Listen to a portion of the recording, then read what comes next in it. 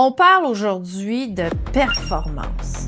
Pourquoi il faut faire confiance à ton feeling? Et je vais te le montrer avec un cas que j'ai vécu récemment avec un de mes clients. J'accompagne un gestionnaire de PME à Montréal depuis quelques mois. À chaque fois qu'on se parle, il me dit que tout va bien. Le chiffre d'affaires est excellent. Pour vrai, il manque pas de clients. Puis sur papier, c'est le genre d'entreprise qui a l'air en pleine santé. Mais en même temps, dans son équipe, le climat est vraiment sinistre. Il y a quelques temps, il y a une personne clé, quelqu'un qui portait une bonne partie des opérations, il a fini par partir. Il y a même des clients qui commençaient à se plaindre parce qu'ils ne recevaient pas le service qu'on lui avait promis. Le chiffre d'affaires, lui, il disait complètement le contraire.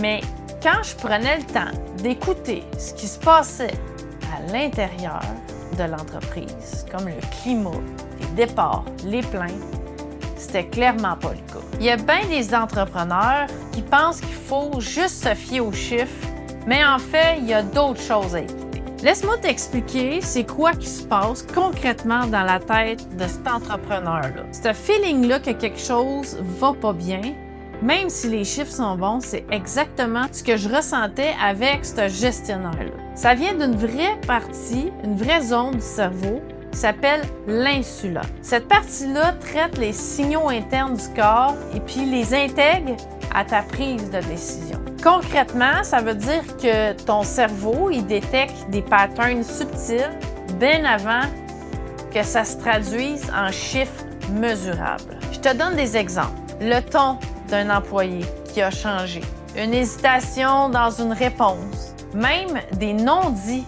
dans une réunion.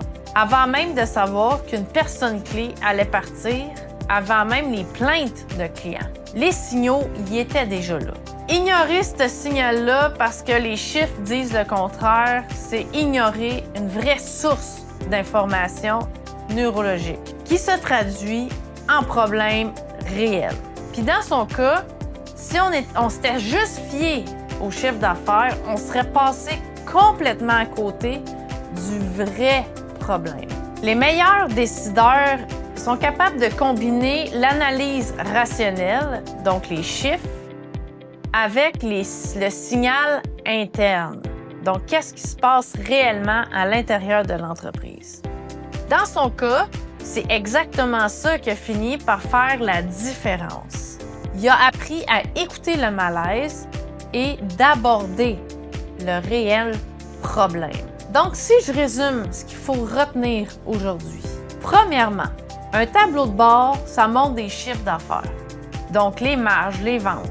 Mais il ne montre jamais le climat d'une équipe qui se détériore ou un malaise que personne n'a encore nommé.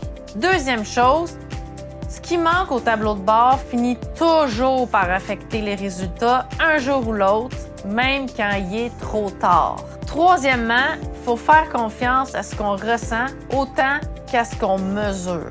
Tes chiffres, là, ils peuvent dire que tout va bien, pendant que la vraie affaire se dégrade juste à l'intérieur de ton entreprise. Alors, j'ai une question à te poser. Honnêtement, tu fais-tu plus confiance aux chiffres ou à ton instinct? Écris-moi ta réponse en commentaire, puis ça va nous faire plaisir de te lire.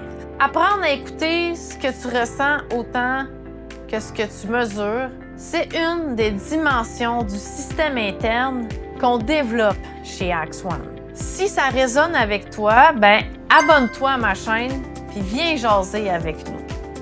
D'ailleurs, on offre de l'accompagnement individuel, des formations, des ateliers en entreprise et même des programmes pour aider les entrepreneurs à se bâtir un système pour aller plus loin dans leur croissance humaine et entrepreneuriale.